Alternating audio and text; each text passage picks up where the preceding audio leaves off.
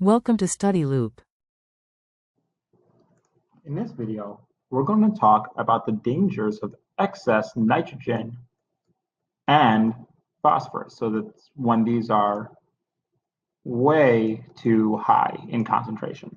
So what happens is two important things. So the first is the microorganisms, which are dependent upon and feed off of these two molecules, so microorganisms,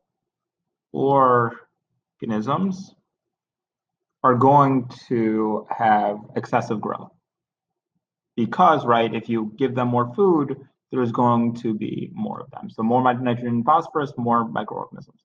But also, more importantly, is you also lose oxygen. And this loss of oxygen is going to cause the death of animals in the ecosystem, right? Animals need oxygen to survive. So if you lose oxygen, you're going to have death of animals or fauna, right? Animals and fauna are just synonyms.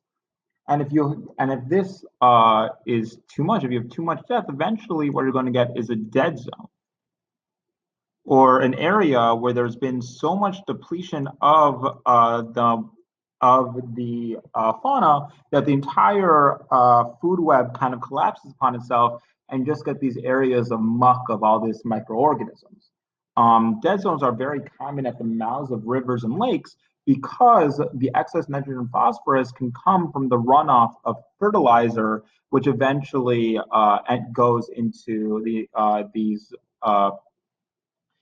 into the rivers and lakes through just runoff from rain. So the eventual outcome of having too much nitrogen and phosphorus is the dead zone because of the loss